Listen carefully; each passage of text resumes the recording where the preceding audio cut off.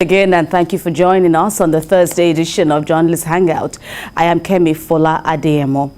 Today on the program, President Buhari regrets inconvenience caused by petrol, electricity shortages, and later on the show, APC Reps caucus backs Tinubu for 2023 presidential election. I'll be hanging out with Babajide, Kolade-Otitoju, and Mojeed Jamiu. Gentlemen, welcome to the program. BKO, welcome back. Thank you for having us. Seeing you live on the set, sharing the set with you. Mojeed Jamiu is delighted as always to have you here. Thank you. Indeed, welcome. Well, if you're ready, Journalist Hangout starts now.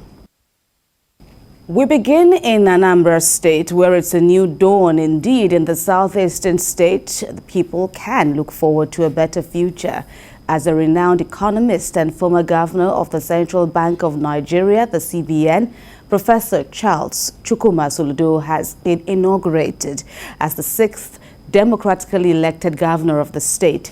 In his inauguration speech at the Loki ceremony in Awka, Governor Soludo assured residents that he is ready to deliver on his campaign promises, saying the state will win under his watch.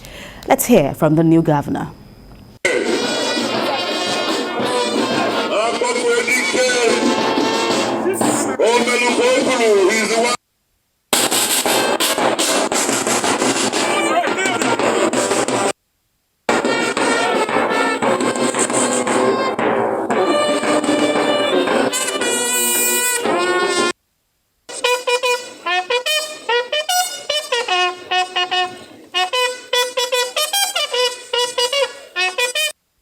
Faithful and bear true allegiance. That I will be faithful and bear true allegiance. To the Federal Republic of Nigeria. To the Federal Republic of Nigeria. And that I will preserve. And that I will preserve. Protect. Protect. And defend the Constitution of the Federal.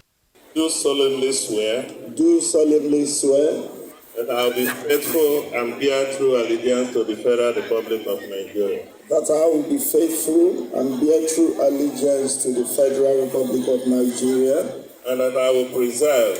And that I will preserve. Protect. And defend the Constitution of the Federal Republic of Nigeria. And defend the Constitution of the Federal Republic of Nigeria. So help me God. So help me God. Meanwhile, a dark spot witnessed during the inauguration ceremony of Governor Soludo was a slapping contest between the wife of the now former governor of the state, Obiano, and that of the wife of the founder of the All Progressives Grand Alliance, Bianca Ojukwu. Let's share some of the videos with you.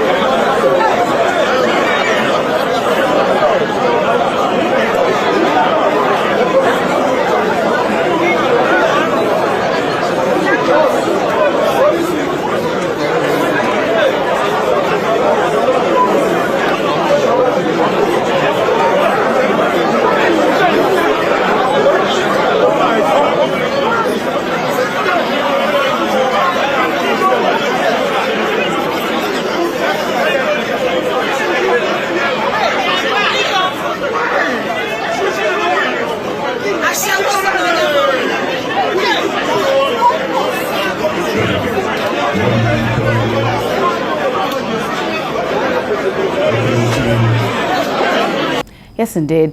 Those were some highlights of the inauguration ceremony of the new governor of Anambra State, Professor Charles Soludo. BKO, beginning with his inauguration speech, he reiterated his developmental plans for residents in the state. Indeed, he even said that in addition to the Loki ceremony, he will be moving on straight to the Okpoko slum to see things for himself and spend about 6 hours there to begin what he would call a journey into turning the state around into one that everyone, indeed, at home and abroad, will be proud of? Yes, people have high hopes about Professor Charles Soludo. They want to see how a brilliant economist in government can actually show to the world that if we have people like them, Nigeria, for example, will be a lot better. So Soludo has to show us that the confidence that the people have in him, the hope that some of us have in him, though we do not support the party that brought him to power, is not misplaced. The only way he can do that is to not be like the rest of them, is for him to deliver. I'm happy that he harped on the need for peace, that without peace, real progress cannot happen. And I agree. Onitsha, right there, has a port that the government has invested a lot in, but people are already diverting their cargo to other places because of the activities of IPOB, the sit-at-home protest and the rest. So the governor was right in asking the youths to embrace peace. He also even reached out to IPOB. I said, look, IPOB, let us forget this sit-at-home protest because it's hurting businesses in the southeast. So that's a good way to start. And he also said, okay, for the next 1 month, nobody must collect revenue on behalf of Anambra State.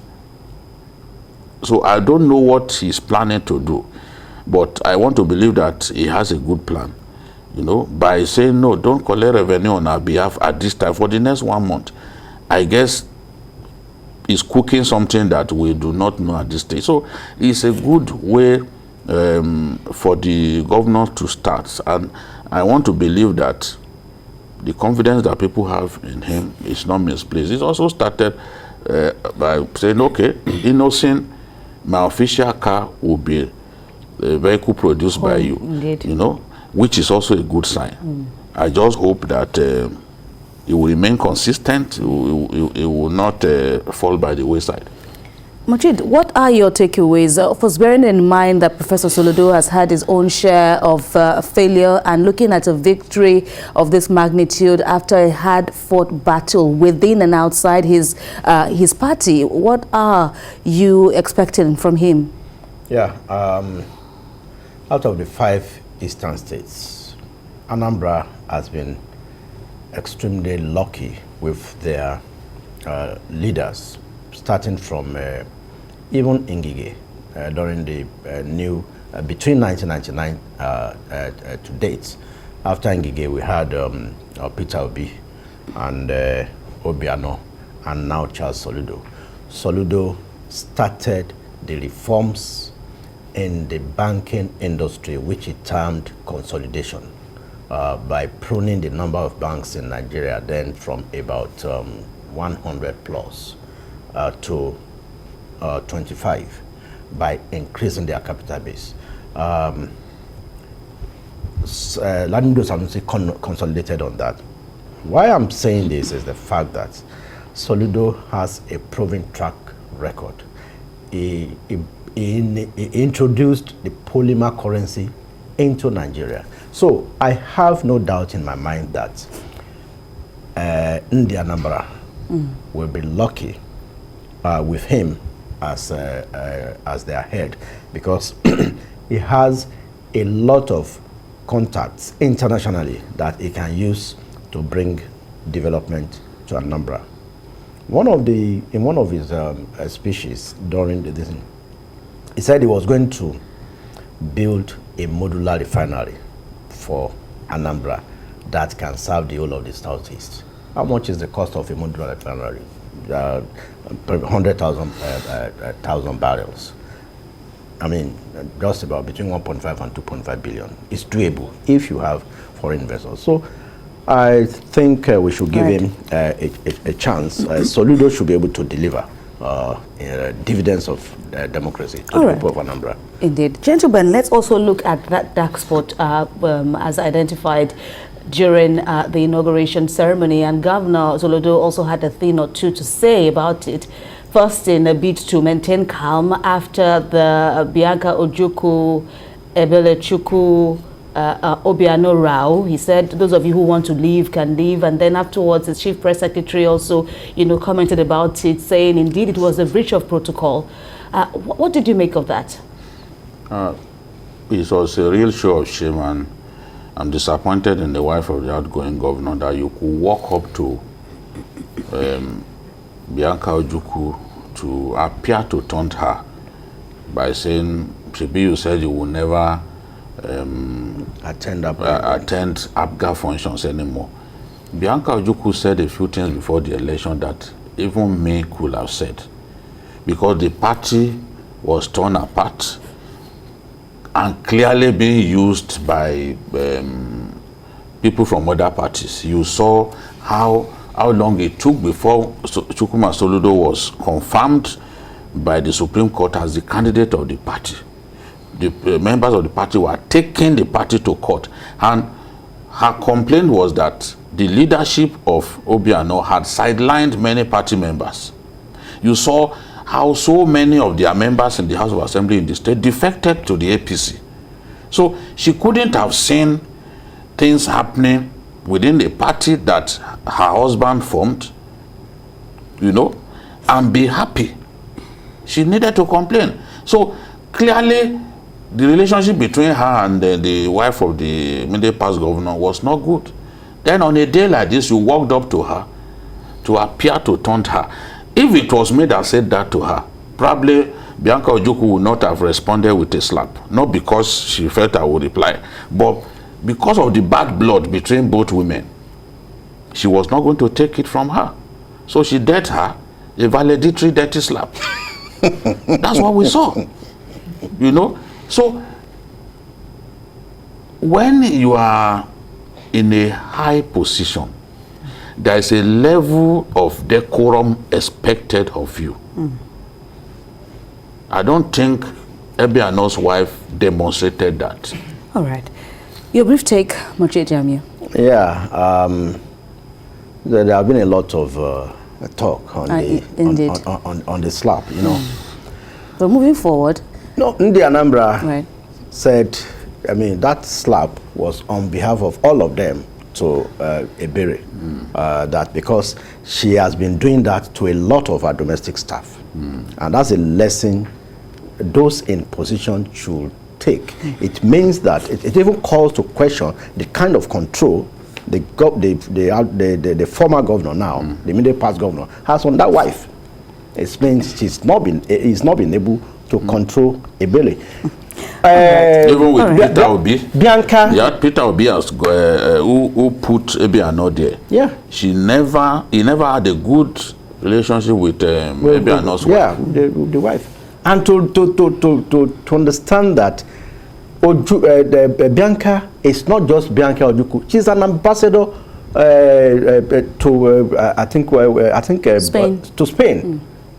She's an excellency in her own right. For you to treat her like that, well, I think I congratulate Bianca too, because when she gave her that slap, the wife of a war general. So. Yes, she didn't allow her the right of that reply, because I learned she pulled her wig, and before she could recover, she was taken away. All right, gentlemen. Well, that said, we'll move on. Indeed, a lot of takeaways, a lot of lessons are for everyone. Indeed, let's talk politics now. After the storm, it's natural to have some calm atmosphere. The tension generated by the leadership crisis rocking the ruling All Progressives Congress, the APC, is gradually diffusing. President Muhammadu Buhari has now urged governors on the platform of the APC to allow the May Mala Boni-led caretaker and extraordinary convention planning committee to proceed with all preparations for the March the 26th National Convention. In a letter addressed to Governor Atiku Bagudu of Kebbi State, who is the chairman of the Progressives Governors Forum, President Buhari asked the governors to desist from attacking Mr. Buni and making what he called divisive utterances. The party has now cancelled its emergency national executive meeting, which was slated for today, Thursday. This cancellation came after a letter from the president ordering the reinstatement of Mr. Buni as APC's caretaker chairman. So indeed, BKO, March the 26th, the date for the National Convention, remains in place and Mr. Buni is still in charge? Yes, it's in place. It makes sense for the APC leaders to let Buni continue. No matter what they have against him, they have to care about how removing him illegally.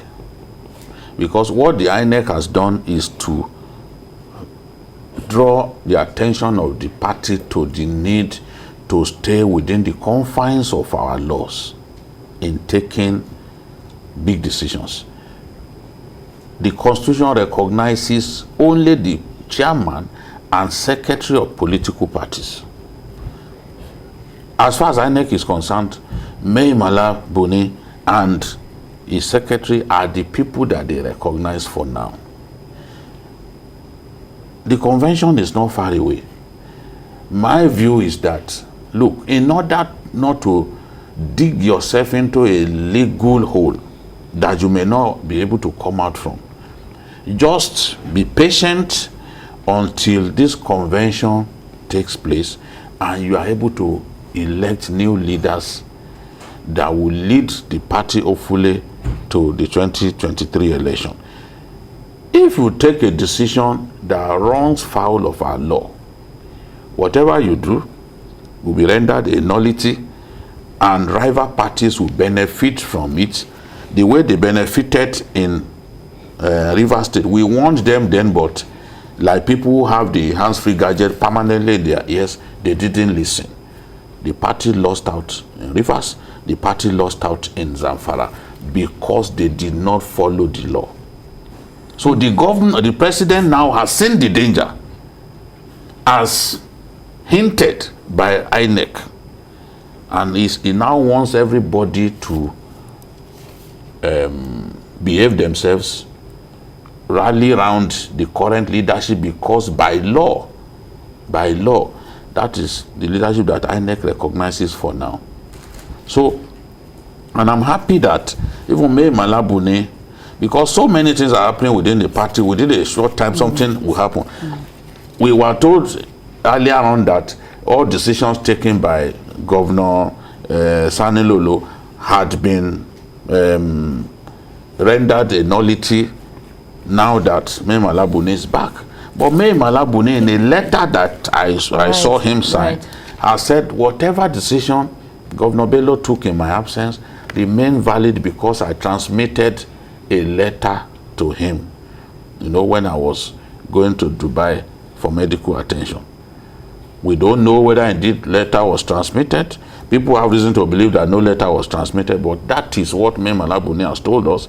And by saying that, it means that Bello could take decisions on his behalf. Indeed. And he said, okay, we stand by whatever he has done in our absence. Now we don't know, because if Bello took the decision to organize an emergency NEC, the letter that we have sent today, NEC meeting, the letter that we have sent today means that the meeting can still go on. If Mai Mala Buni's letter is saying whatever decisions were taken in my absence by Bello remain valid, that means even that NEC meeting can still take place. Which he called, which Governor Bello called. Yes, yes. And then significantly too, they are saying the caretaker committee members appear to be tired of the secretary, Uduedehe. And Ishmael, who is the youth leader representing the youth on that panel, is saying we passed the vote of no confidence on this man. And I've seen a good number of them where they signed that they are tired of Uduedehe. Will it now be the scapegoat for all that had happened? We don't know. But for the APC, it makes sense to simply leave Mai Mala Buni alone, let him hang on for the remaining days, and then he can organize an election. How does this sound to you? Is the storm indeed over? Will the warning to the governors by the president indeed be obeyed as to uniting the party and not dragging it further apart? It is in the best interest of the party to heed the warning directive from the leader of the party, which is the president. Like Jide said, just 9 days more for Buni, who is now a bull in their China shop, to, take the party to convention. By March 26, his tenure would have been over. And also, one would expect that those who speak on behalf of the president, or those who pretend to understand the body language of the president, should be wary of the kind of words they use. Like El-Rufai was quoted on national television as saying that the president, directed that Buni should be removed. And while Sonny Bello was put in charge, I think last week, before we saw that letter yesterday from the president, directing that Buni should be allowed to go. And to the governor of Ondo State, Arakuni Rotimi Akeredolu, who had that quote and unquote, the use of, calling some of his colleagues Yahoo governors in the same party, not even in the opposition. Some of this attitude speaks volume of the kind of leaders we have governing us these days. So I want to believe that the APC should manage the success they have with, I think, is it 22 or 23 governors now? The next elections are for them to lose because even PDP is battling with its own internal crisis, where Atiku is begging that they should give him another chance to grab the ticket of the party. So for APC, I think they should focus on this the convention, give Buni all the support, and ensure that they have a credible and clean primaries where their national chairman and other executives of the party would emerge in a very transparent manner. All right, gentlemen, that said, let's move on into other topics for discussion. In times of hardship or calamity, kind words can indeed be a soothing reliefs. And in the face of the fuel scarcity rocking various sectors of the economy, President Buhari has expressed sincere regrets for the inconveniences caused to residents by prolonged shortages of petroleum products and electricity supply. In a statement by the presidential spokesperson, Garba Shehu, the president apologized to everyone over these shortages and assured Nigerians that the challenges will indeed soon be over. Vike, what do you make of this? Surprisingly, beginning of the week, the queues had declined, and then last night, having to see the Queens, having to see the queues resurfacing again in Lagos alone, talk less of how it will be across the rest of the country. Yeah, I can see signs that at least the queues are thinning out in Lagos, but I'm always careful to not judge what is going on across the country with what I see around me alone. It's just like electricity supply. Some people live in areas where they have up to even 22 hours of electricity. But to use that to then tell us that electricity has improved in the country is an illiterate way of looking at things. Indeed. It's not scientific, it's meaningless, it makes no sense to just conclude that because in your own community you now enjoy electricity, that it has improved. The way to know is to find out the quantum of electricity generated, the quantum of electricity wheeled by the transmission company, then the quantum of electricity distributed. That is the scientific and commonsensical way of knowing that there is indeed improvement in electricity, not judging it by the fact, I live somewhere in Magodo, I enjoy electricity for 20 hours in a day. No. As you are not enjoying it, there are people, as you are enjoying it for 22 hours, there are people who don't even enjoy it for up to an hour. So, as we speak about electricity, yes, petrol, things are improving in Lagos. All right. But in other parts of the country, you cannot say the same thing. Vicky, let me put you on hold now. We'll continue our conversation right after this break. Please stay with us. Thank you for staying with us on Journalist Hangout. We're still talking about the fuel shortages across Nigeria, in addition to the woes Nigerians are facing presently regarding the issue of power supply. Mojeed, Jamiu, for you, how reassuring are the president's words at this time? Well, it's good that the president is telling us that he's apologizing, but then the real situation on the ground is really bad. In the last 1 week, I've been to Ekiti, Osun, and Abuja, and it's really, really tough. I just came back from Abuja yesterday, and the few stations that have fuel there, you spend at least 4 hours before you can get fuel. At least 4 hours on the queue. So for those few stations, I mean, the queues are still as long as 1-2 kilometers. And now, talking about electricity, we have a problem in our hands where the hydro power plants at Shiroro and Jeba have lost about a combined like 1,000 megawatts as a result of a drop in the water level.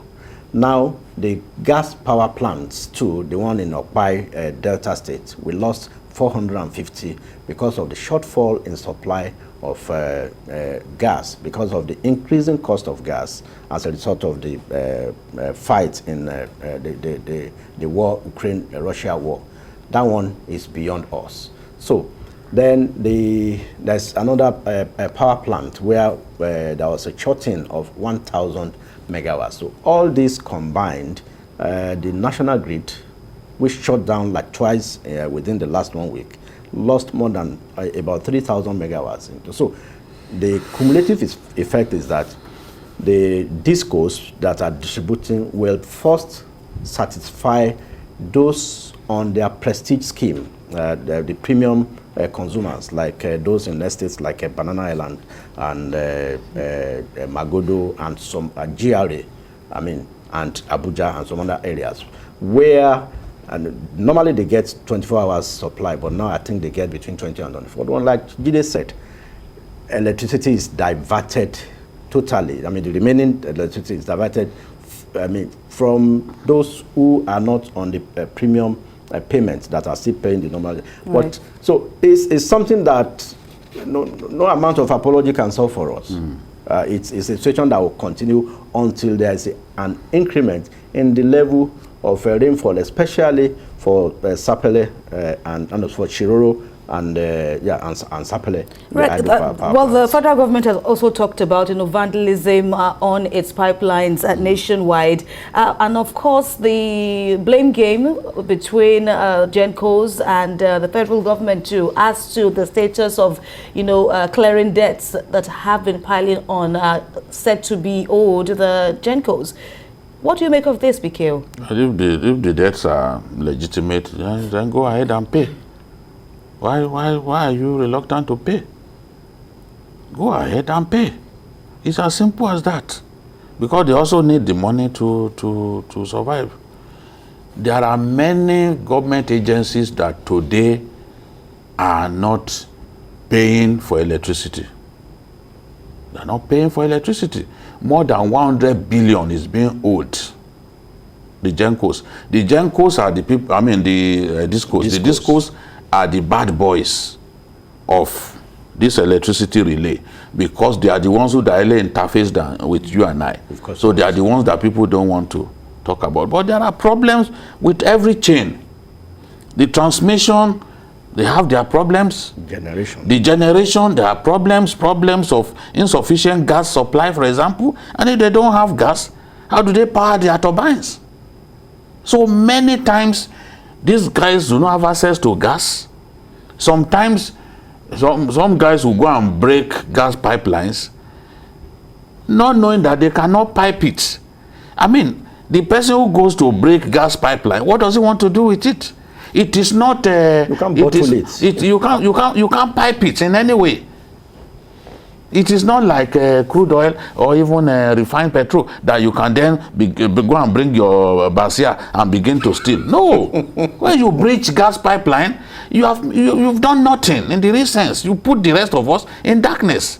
So many of those gas, gencos, they are unable to generate at optimum capacity because of this consistent problem of inability of gas. Gas production companies are located far away from the generating companies. So that in itself poses a big problem. We all know that this dry season, naturally, the water level at our 3 hydro plants will go down. Shiroro, Jeba, and Kanji, it will go down. But if we had sufficient generation from the gas-fired plants, like Egbe, which is the largest in West Africa, and the rest of them, at least that will help us to an extent. But they too are facing gas constraints. So these are the issues. The president must move ahead to solve those problems. Okay. We can't be increasing electricity tariff as we have done when Nigerians are not even enjoying it.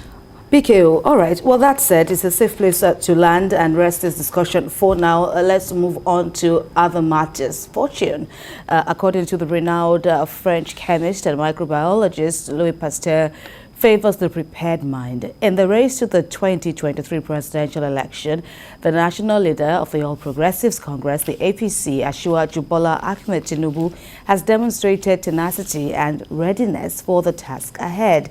Hence, he's garnering more support and endorsements.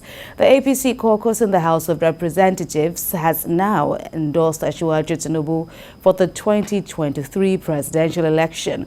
The House leader, Al-Hassan Doguwa, put the question to his colleagues, asking whether it was their wish to endorse Tinubu for the race, to which they answered in the affirmative. Now, Asiwaju Tinubu was at the National Assembly to address the APC caucus in the Senate and the House in continuation of his engagement and consultations with critical stakeholders on his 2023 aspiration. Since the 10th of January, when he declared his lifelong ambition to govern Nigeria, former Lagos State Governor and national leader of the APC, Asiwaju Bola Ahmed Tinubu, has moved from state to state to canvass for needed support. His campaign train is at the National Assembly in furtherance of his mission to get the buy-in of all stakeholders. At the Senate, the presidential hopeful effortlessly sells his candidature. He wants his hosts to take into consideration his antecedents, capacity, and experience. My entrance into the politics came in this building. I was first a senator and shall always consider myself part of this body. Senators, the APC national leader is back on the familiar ground. In the affair of fighting for APC to continue to be the ruling party in Nigeria, justifiably so, Your Excellency, we are with you. The train soon moves to the House of Representatives after a closed-door meeting with the senators. Here, the APC legislators came out in their numbers to receive the Jagaban Bogu. One man who was decided or felt in his heart that he cannot take Nigerians for granted, that he will go and talk to anybody and everybody that cares to listen. And the APC national leader speaks on his mission to the National Assembly. Bola Ahmed Tinubu says he remains the most competent and most qualified for the exalted seat. You are the one, with your votes and your supporters, who can make me succeed President Buhari. I will equally be one of you, part of you, be your partner, to forge a future for this country. From Plateau to Kano, Kogi, Lagos, and Borno states, the lawmakers say the former governor has paid his dues. Virtually every member of House of Representatives around that belongs to the APC family is in this meeting. I am without doubt that the House of Representative Caucus of the APC is giving him 100% support. This Kogi State lawmaker stands out. He belongs to the African Democratic Congress, but says he's here to acknowledge Bola Ahmed Tinubu's giant strides in politics. Many people today who are moving around as governor, former governor, if not God that used him as an instrument to raise them, there'll be nobody, even those current ministers.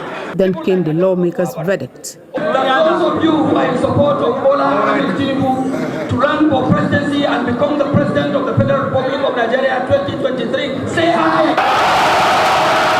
APC lawmakers from the two chambers of the National Assembly have spoken in one voice. They have pledged their unalloyed support for a man they describe as a colossus and a pillar of their party. Their resolve is to take the campaign for a Bola Ahmed Tinubu presidency to their constituents. Joke Adisa, TVC News, Abuja. Jamiu, how significant was Asiwaju Tinubu's visit to the National Assembly in his nationwide bid to garner support? Asiwaju was at the Red Chamber yesterday, where I received such support too, and today at the Green Chamber, you can see that it gives us no doubt that Asiwaju remains a critical factor in the APC towards the 2023 elections. You can see the tremendous support from the Green Chamber, and this will translate to a lot of endorsement for Asiwaju going towards. He's the only aspirant that I've seen that has come out clearly in the APC, to express, and he has been consulting all over the country with traditional rulers, with other major stakeholders, and now with the APC caucus of the National Assembly. You can see even somebody from African Democratic Party from coming in to show support. PK, what's it for you? I think it was a very significant move by the national leader of the APC to validate his acceptance across the country. He's going around, and everywhere he's been to, he's received favorable response. And then he went to his own original constituency, which is the National Assembly, to also meet with them and tell them, look, I want to contest and I need you guys to support me. I respect you, that's why I've come here. And he got a resounding yes from his colleagues. Whatever anyone may say, this man is working hard at trying to get Nigerians to know that, look, he's interested in this race. Others are not really coming out for reasons best known to them, So Asiwaju looks currently like the only serious candidate that we can point, and it's just a few months away before the primaries. So this has a kind of a significant effect even on the ordinary Nigerians, because they can see that one person is serious, while others are still in two minds whether to contest or to not contest. Someone is really focused and determined to go on with the race. So this is what I see. Okay, let's bring in now the Senate spokesperson, Senator Ajibola Bashiru, to join in on this conversation. Thank you so much for joining us, Senator Bashiru from Abuja. All right, so Asiwaju Tinubu will not, or is not, the only aspirant now to have declared intention to run for president from the ruling APC. And looking at that resounding reception and acceptance lawmakers like yourself, including yourself, gave him, what stands him out? I think, as far as I'm concerned, I will quote what Senator Abu Ibrahim said, which I read in the newspapers yesterday. The only aspirant that is viable, that is presently known to party members and leaders, is Asiwaju Bola Ahmed Tinubu. And I think that testimonial also come from Dr. Tunji Abayomi when he appeared on another television station. And what have we seen? We have seen a person that has come out to clearly declare, even before the amendment, the new electoral act that has created a more closer period for the primary. And what has he done since showing that intention? As expected of him, he met with the leader of the party, and that is the president, to intimate him of his desire to succeed him in office so that we can continue the developmental strides of a party manifesto. And after that, he went around the country to the north, the south, to intimate community leaders, traditional rulers of his intention to lead the country. And of course, being a senator, because when you're a senator, you are always forever a senator, a member of National Assembly. He came yesterday, and the pictures and the videos are there for the tumultuous reception by which he was welcomed. No doubt, Asiwaju Bola Ahmed Tinubu has bestrode the political space of Nigeria like a colossus. He, being a former governor, having even left the government since 2007, he has remained relevant politically. Even for years that his party, our party ACN, then APC were in opposition, he stood out as somebody committed and determined to the service of his people. He has been able to use his wealth of experience in governance and in business to transform our party and also transform the landscape of governance in area where he had opportunity to serve and mentor people like some of us. So I don't have any doubt that Nigeria will definitely benefit immensely from the years of experience that he has gathered over time in governance, in business, particularly in the area of financial engineering, which I think is our knowledge in that area will be of immense use to Nigerians when he's eventually elected by the grace of God in 2023. Okay, can we say with finality that the reception that Asiwaju Bola Ahmed Tinubu got in the National Assembly is 100% genuine? Can you vouch for your colleagues in terms of their support for this eminent Nigerian? Of course, you are, Jide, I know you are an experienced journalist. When you see the video, yourself, and you see that the tumultuous aids that was given to the motion proposed by the House leader Dogua was not only saying it, but the body language and the enthusiasm by which even the National Assembly was literally locked down yesterday by his president showed the passion, the commitment that our people have. And the truth is this: for us as politicians, we need a gladiator to be able to work upon the popularity of the incumbent president, galvanize our party, particularly from this part of the country, to be able to ensure that our government continue to be in power. The person that I know, and many of our colleagues definitely know, that has the pedigree, that has the experience, and has the capacity is Asiwaju Bola Ahmed Tinubu. I don't have any doubt that from our constituencies, definitely by the time the primary will come, we'll be able to see the kind of support and machinery behind the candidature of Asiwaju Bola Ahmed Tinubu.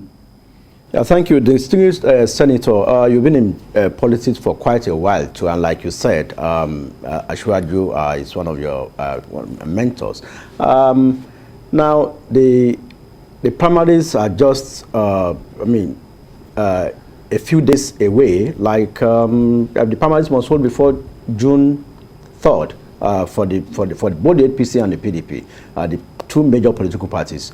Would you say that with the kind of support Asiwaju has garnered from the National Assembly and from other stakeholders he has met all over the country in the past few months since he declared in January, would you say that would guarantee victory for the national leader of the party at the convention, at the primary, anytime they fix it before the June 3rd deadline? Yeah, definitely. I would say that even though I don't have power of clairvoyance or power of prophecy, but politician. I know that since January, when our leader came out to publicly declare his intention, it has been work day and night and ensuring that all efforts at ensuring that he emerged as a candidate of our party is put, in place. I know I've worked closely with Ashwaju. He worked late hours and wake up early in the morning to continue the pursuit. He's somebody that has what I may call dogged determination and commitment to achieve whatever he has set himself to do. And one of the things he also has as an edge, he also has able lieutenants and the disciples who are also committed, dedicated, and ready to work to the actualization of getting the mandate of our party. Then when we get there, the nature election will just be a walkover by the grace of God. All right, Senator Ajibola Bashiru, we thank you very much indeed for speaking with us on John This Hangout. Nice having me here, please. BKO, Asiwaju Tinubu also, has not shied away from responding to critics who have questioned his state of health.